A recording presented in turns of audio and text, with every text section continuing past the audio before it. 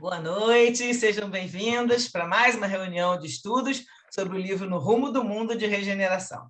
É sempre com muita alegria que nós nos encontramos aqui, entre estudantes, amigos de estudantes da doutrina espírita, para refletir sobre o conteúdo desse livro, os ensinamentos desse livro, de Manuel Filomeno de Miranda, psicografado por Divaldo Franco. Hoje nós vamos estudar o capítulo 17. Então, lembrando que essa reunião está sendo gravada para ser publicada no canal do YouTube, Leitura de Livros Espíritas, e o estudo está dividido em duas partes, pelo tempo do Zoom, né? Então, após o término da primeira reunião, nós passamos para a segunda parte da reunião. Então, agora, pedimos para que vocês desliguem o áudio, para que a gente possa fazer a nossa oração inicial. Vamos elevar nossos pensamentos para pedir a Jesus seu amparo para nossos propósitos de bem servir. Mestre Jesus, estamos aqui reunidos para mais uma noite de estudos em grupo. Que possamos estar receptivos à inspiração dos teus mensageiros e que os ensinamentos desse estudo possam ser aprendidos por todos nós e utilizados para a nossa evolução. Pedimos, Senhor, então, a permissão para que possamos iniciar as atividades na noite de hoje com o seu amparo. Graças a Deus. Graças a Deus. Estamos aqui começando o capítulo 17. Vou compartilhar a tela aqui.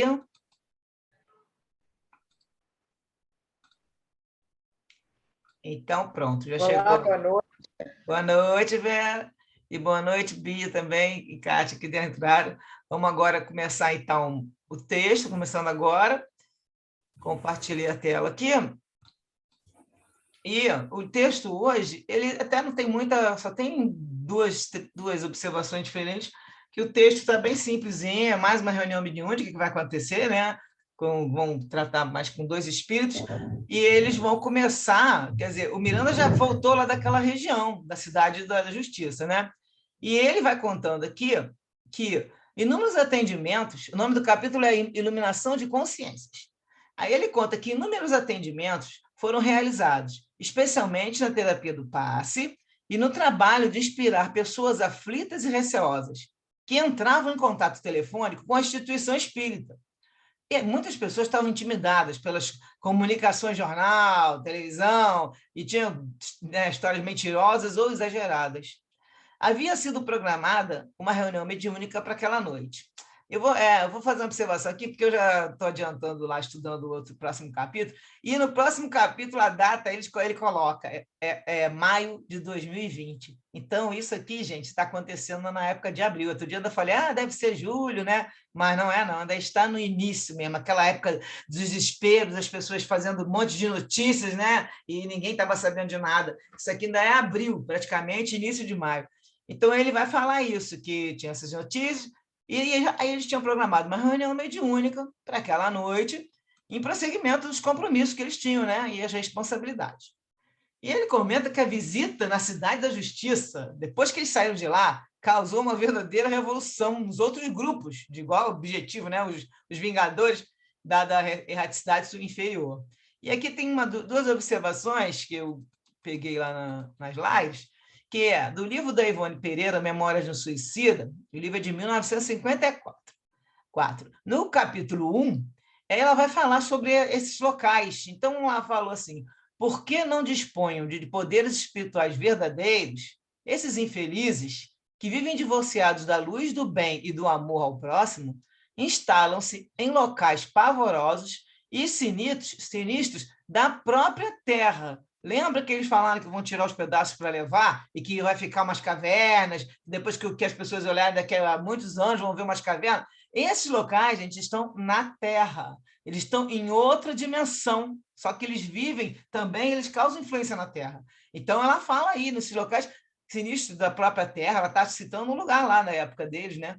E eles estão afinados com seus estados mentais, esses locais afinados, porque quando o desencarnado faz, é o estado mental dele que cria, né? A gente sabe que essas áreas são todas plasmadas. Então, afinados com seus estados mentais, aí vai falar os locais, tais como os seios das florestas tenebrosas, catacumbas abandonadas dos cemitérios, cavernas solitárias de montanhas muitas vezes desconhecidas dos homens e até antros sombrios de rochedos marinhos e crateras de vulcões extintos. Então, já a gente está tendo essa informação que na própria Terra existem várias cidades desse estilo, da cidade da justiça, né? Noutra dimensão. E eu estou relendo o livro Os Mensageiros, e eu achei interessante no capítulo 33, o André Luiz vai falar assim, que ele estava lá, naquela região também de sombras, eles estão lá tratando do pessoal também, desses tipos de espíritos. Aí ele fala assim, os monstros que fugiam à nossa aproximação, escondendo-se no fundo sombrio da paisagem, eram indescritíveis. E, obedecendo a determinações de Aniceto, que era o instrutor dele, né, não posso ensaiar qualquer informe nesse sentido, a fim de não criar imagens mentais de ordem inferior no espírito dos que, acaso, venham a ler essas humildes notícias.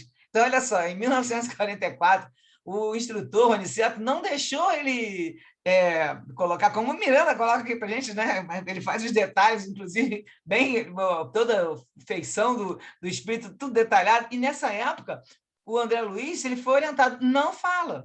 Não, por isso que a gente está vendo, né, que os livros vêm vindo, vão falando aos poucos, à medida que nós podemos tomar conhecimento disso. Naquela época não podia contar como é que eram eles, né? Que ele fala que não poderia contar como é que eram os monstros, né, que ele está citando. E achei interessante isso aqui. Alguns de vocês já tinham lido isso aí, essas observações?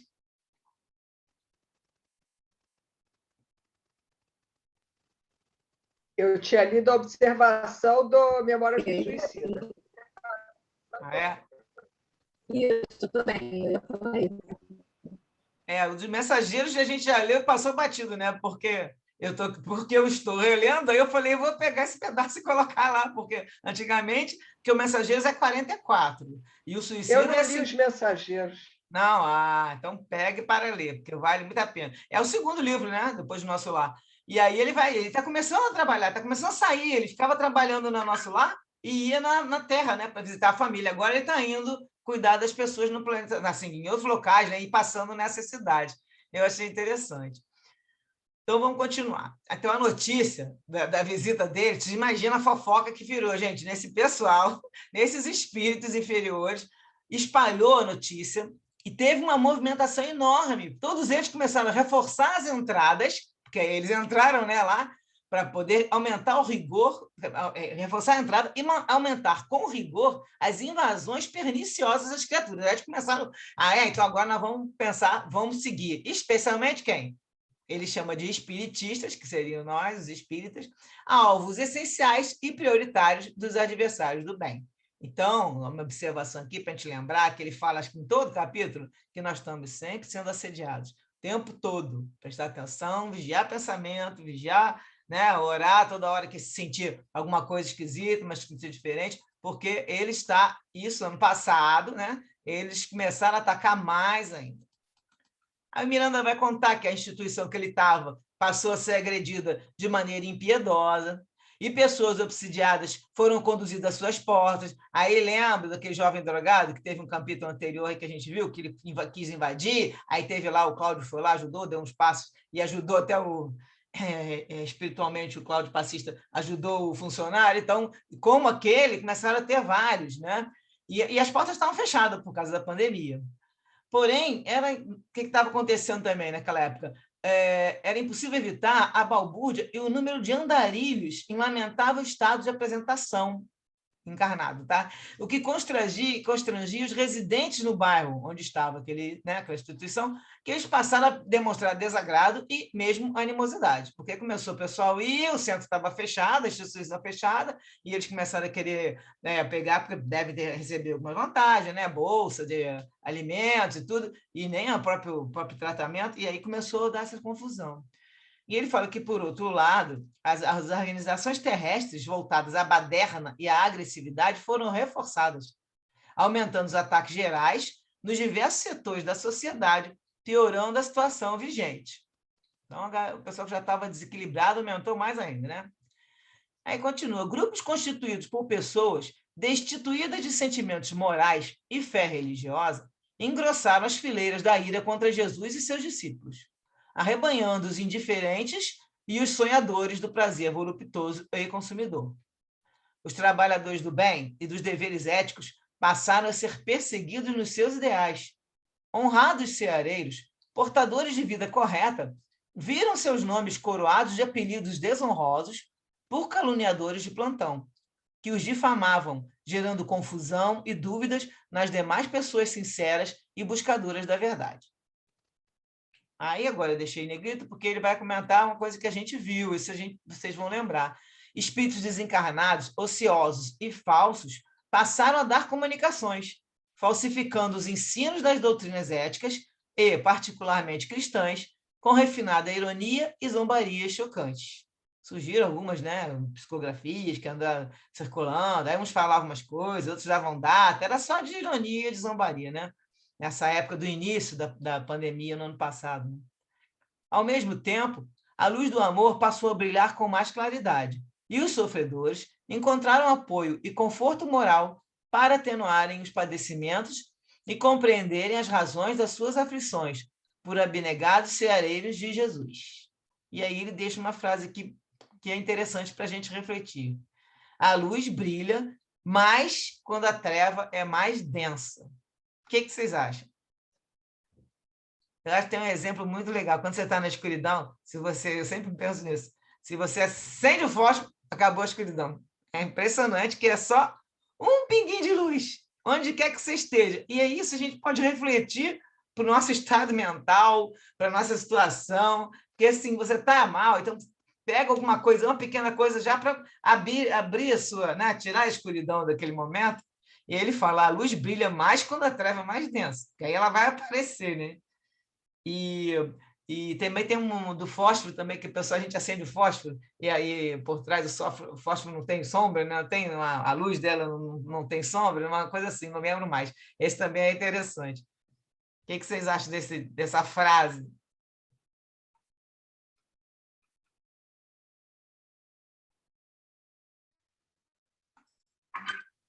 Agora, né? A gente saber que né? É isso que a gente tem que O som tá ruim, Carlinha.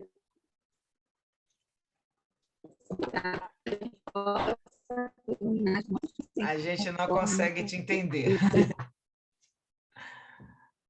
Então, deixa para você comentar depois. Vamos ver se melhora a tua conexão aí, né? Vamos continuar, então, o texto.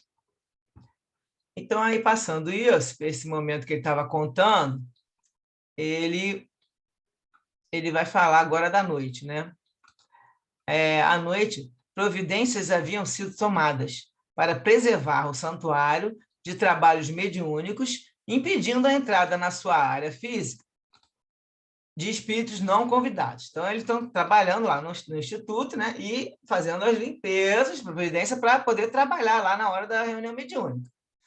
Servidores do Cristo cercaram todo o grupamento de edifícios, igualmente envoltos numa claridade que provinha do alto e o circundava. A gente sabe que toda instituição que tem esse trabalho, né, como eles têm lá de atendimento às pessoas e todo o trabalho espiritual que eles fazem, existe uma claridade que vem do alto, né? Eles contam que está sempre iluminado aquele lugar ali. Então é isso, o Miranda está contando, ele vindo ali do plano espiritual, ele fala. As primeiras horas da madrugada, a movimentação era inusitada.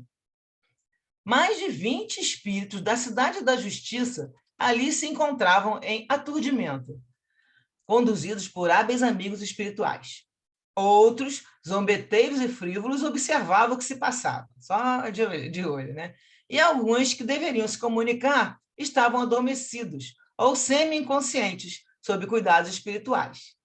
Aí eu deixei em amarelo agora para lembrar que isso aí tem que corrigir, porque na semana passada, no estudo anterior, eu só sublinhei e não falei. Então, agora é uma correção que tem que fazer, que no livro estava aquele nome Gracindo, né? E esse aí é o encarnado, é o Gumercindo. Então, é para trocar aí o nome, vocês botarem Gumercindo no lugar, e ele vai começar a continuar dizendo quem está lá. O irmão Gumercindo e outros encarnados, em parcial desdobramento pelo sono, encontravam-se presentes. Enquanto Malvina, que também é encarnada, né, e o grupo de Miranda, após a prece de abertura, colocaram-se em posição de servir mediunicamente.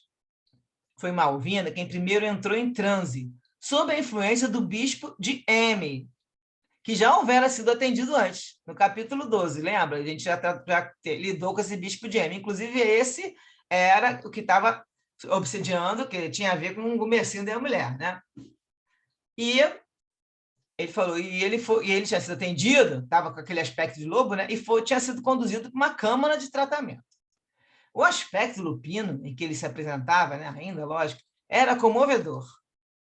Despertando e em plena lucidez, ele ostentou: estou de volta inesperadamente para vocês. Aí ele volta, mas ele acordou e já achou que devia estar dormindo só um pouquinho, né? Estou de volta inesperadamente para vocês. Venho, em nome do meu Deus, dar prosseguimento ao debate em que nos encontramos da primeira vez. Já instalamos o período do ódio entre vocês, os ditos cristãos espíritas, e assinalamos que estão próximos os dias da nossa vitória, com os choques que se multiplicarão entre vocês, os usurpadores da felicidade dos pobres.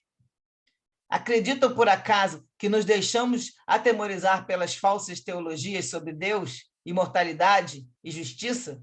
E aí o Pielas também tem que corrigir, porque está escrito lá errado. Aí ele fala: acredita que nós temos medo de Deus, imortalidade, justiça? Vocês estão equivocados. Tudo se acaba, consome-se com o tempo. Só existe o caos em tudo, e nós somos as sucessivas ondas do nada ainda cristalizadas. Para nós, somente o prazer e o ódio a quem interfere em nossos planos ou tenta criar-nos embaraços. Não é qualquer um que lhes fala, mas um príncipe da igreja decadente. Despertem, hipnotizados pelos mitos e vitalizados pela esperança de vida eterna. Para que eterna? Tudo se consome num instante. Para que a sobrevida? Hoje veremos isso em nosso debate. Eu na morte e vocês no equívoco da vida. Preparem-se para desfrutar e matar esse símbolo de algo que jamais existiu, semelhante a Krishna, Zeus, Atom, ilusões. Então, só para que eu resumi bastante esse pedacinho, estava até meio confuso um pouco, o que ele vai ficar falando? Ele fica dizendo aqui, né? Ele finge que acredita que tudo acaba, né? Depois que você é morta, é bem contraditório, né? Tudo se acaba. Mas aí ele explica que a pessoa vai, de pouco a pouco tempo, ela vai como se estivesse se acabando aos poucos, tá? Mas ele fala aqui, tanto que ele fala que as sucessivas ondas do nada, então como se tivesse uma onda, e vai desmaterializando e pronto, acaba, vira pó. Aí ele vai falando esses detalhes ali no debate dele. E agora vai falar, vamos falar com o Miranda vai até comentar isso. Bom, a médio estava reproduzindo os meneios e movimentos do comunicante, e que ele estava com forma lupina, lembra? Embora as palavras dele se revestissem sempre de ironia, o rosto estava marcado pela dura expressão lupina. O Miranda diz que é a primeira vez que ele ouvia tão terrível sentença de aniquilamento da criação, que é o que ele estava falando lá, inventou uma teoria. Ele agora diz que ele compreendia melhor o comportamento de filósofos, artistas e belos cidadãos que defendem a ideia equivalente de que o acaso reúne moléculas ao seu bel prazer para consumi-las depois em vapor imaginativo, que seria o pensamento dos materialistas. Alguns acham que morreu, acabou, e outros que acham que vai morrer, aí vai esfarelar, já vai juntar com a energia do universo e pronto, vira esse vapor imaginativo. É um pouco parecido do que ele estava falando aí. Aí vamos ver o debate dele com o Eurípides, que o Eurípides vai rebater essas coisas, né? O Eurípides era o dialogador. E ele deixou o comunicante ficar lá falando, realizando a cartaz, que ele fala muito mais que esse que a gente resumiu aí, né? E apesar das defesas de estrutura do local que eles estavam, né, do recinto, as emanações mentais e exudações dos convidados à comunicação espiritual deixavam o ambiente saturado de energias deletérias. Com a presença massiva dessas entidades, algumas das quais vinculadas psiquicamente a esse comunicante, né, esse bispo de M, havia ruídos e ouviam-se gritos e exclamações. Na pausa que se fez natural, Eurípides expôs. Bom, seria uma aberração da lógica e do conhecimento podemos contemplar o universo e tudo quanto ele abrange ser resultado do nada. mudaríamos somente de designação, substituindo Deus por natureza, nada ou equivalente. Esse conceito estúpido não pode vigorar numa mente igual a do senhor bispo. Como nosso objetivo não é filosofar, porém estabelecer padrões morais de comportamento para a vivência imortal, a sua negligência religiosa enquanto na Terra e sua conduta censurável transtornaram-lhe a mente. E o senhor optou pela solução mais simples e estúpida que finge aceitar entre conflitos que o atormentam. A vida é imperecível e iremos demonstrar. Aí ele vai começar a contar as coisas que ele fez na vida dele, né? Aí o Eurípides fala: por ocasião do seu ministério religioso, fez voto de castidade e, apesar disso, seduziu diversas criaturas ingênuas ou invigilantes, dentre elas a jovem Marcela, de pouco mais de 14 anos. Perturbado pela degradação interior e pelas elucubrações perversas na área do sexo, sentiu-se fascinado pela infanta, que se sentiu atraída pelos seus gestos e palavras de hábil sedutor. Com o tempo e as facilidades que a posição eclesiástica lhe concedia, conseguiu seduzi-la prometendo futuro consórcio matrimonial, logo cumprisse determinados regulamentos. Aí o tal do bispo grita: não vá adiante, caluniador, bradou com aspereza. Aí Eurípides continua: sim, claro que irei. Utilizou-se da infeliz menina, e quando inesperadamente ela descobriu que estava em gestação e lhe deu ciência, a sua reação foi covarde e perversa, propondo o aborto imediatamente antes que os sinais a denunciassem. Movimentando seu círculo de desvairados, soube de um médico aborteiro e, quase ao terceiro mês, eliminou a vida em floração que a jovem carregava no ventre. Ela era frágil e insegura, sabia que estava em pecado e, após confessar-se com o seu algoz, resolveu por suicidar-se em louca tentativa de livrar-se do clamoroso erro. O silêncio fez-se na sala e o orgulhoso religioso começou a contorcer-se e emitir sons terríveis através da médium. E Eurípides continua: mas isso não foi tudo. O corpo da criança foi despedaçado ainda em formação, mas o espírito, que já estava se fixando ao corpo da mãe, permaneceu em sua volta, terminando por ligar-se a você.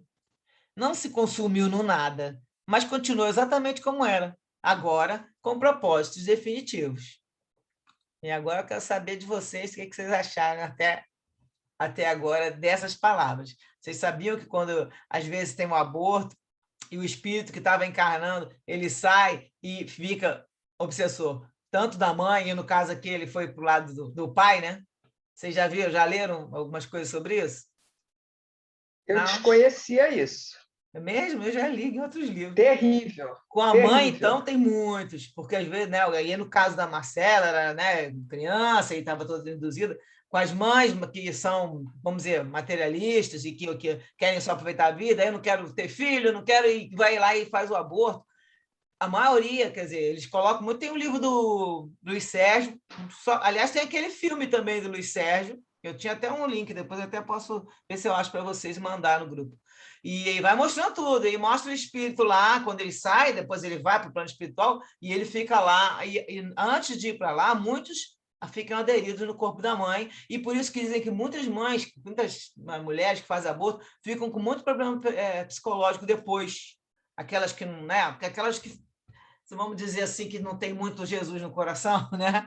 Essas daí, elas já aí começam a ficar, dá problema, e aí muitas vezes tem a ver com o espírito que está obsediando a mãe. E aqui no caso, que eu achei interessante, também já tinha ouvido falar, mas eu achei interessante ele colocar, é que o espírito se ligou com o bispo, né? E ficou obsediando ele. Mas como ele já não era boa pessoa mesmo, né? Só ficou ali do lado dele. Depois que o bispo sai do corpo, aí vão os obsessores todos, que foram várias pessoas que ficaram com ódio dele nessa vida, nessa existência, e aí vão atacam ele. Mas nesse momento, a partir daí, esse faz. Portanto, que fala assim, ele se ligou a ele e agora tinha propósitos definitivos. Então, ele estava se ligando já com o propósito de obsediar o bispo. Entendeu?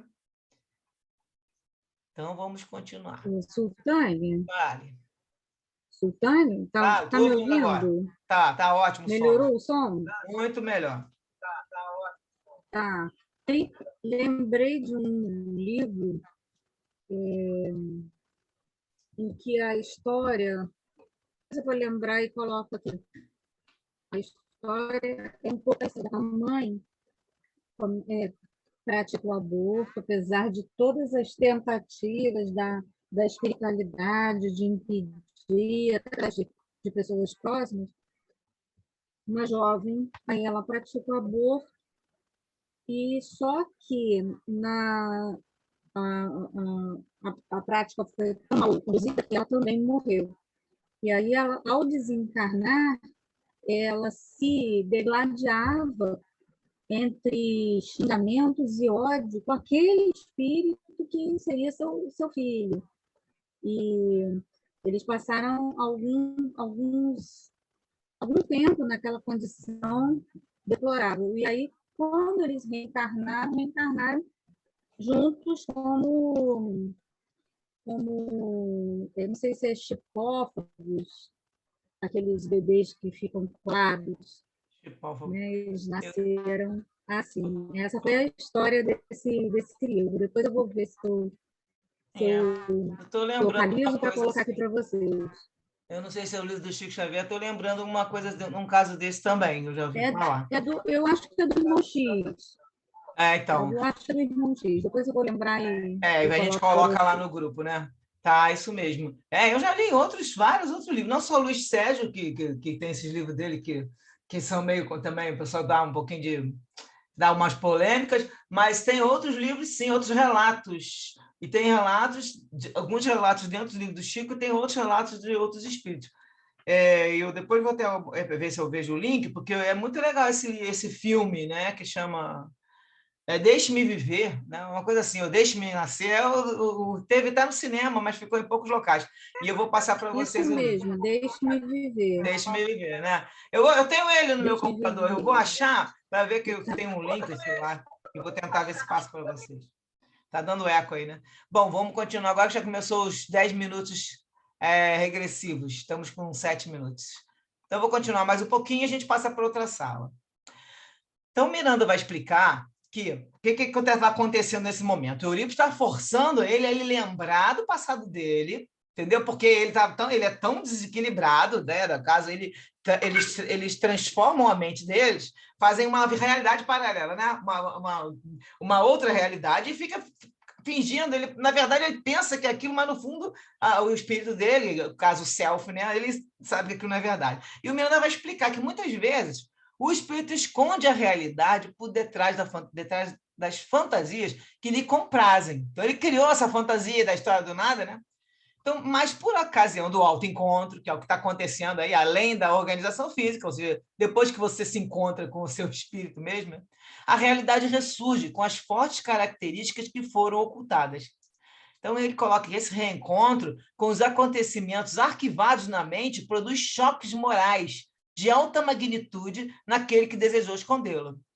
As máscaras diluem-se e o ser é constrangido ao autoenfrentamento, com as consequências que se lhe derivam. Tal ocorrência dá lugar a formações ideoplásticas que passam a vestir o desertor até que uma dor profunda ou algo poderoso destrua a figura plasmada e se inicie outro ciclo correspondente à sua realidade interior.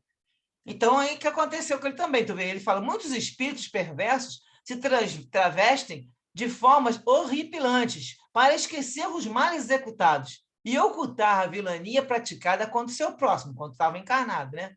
Mediante as leis de afinidade e sintonia vibratória, permanecem nos mesmos níveis de vivência até o momento dos reencontros. Então, quando eles estão lá perturbados, eles estão ali vivendo naquele esquema. Aí ele fala, o senhor bispo optara pela forma lupina, em razão da sua infeliz conduta sexual.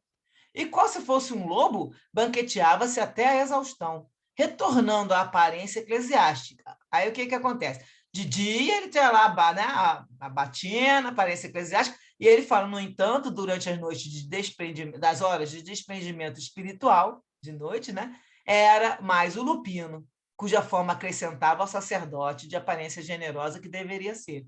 Então, ele meio que quase que mudava. Até um livro até acho que é no André Luiz mesmo que comenta a história da mulher, que quando a mulher estava dormindo, aí ela sai do corpo e é uma pessoa horripilante, porque o espírito da mulher era terrível, então ele fica assustado, ele fala, mas como pode isso? Uma mulher bonita, né, encarnada, lá quando ela está, dorme, o espírito sai do corpo, e tem até um videozinho do Amigos da Luz que faz uma comparação com esse pedaço do livro, não sei qual é o livro, não lembro mais, André Luiz, mas se lembra, depois eu falo. Então, assim, ele virava o lobo, saía do corpo e virava aquele aspecto lupino, quer dizer, lógico que era um modo de se caracterizar ali, e quando estava durante o dia, aquela batina, né?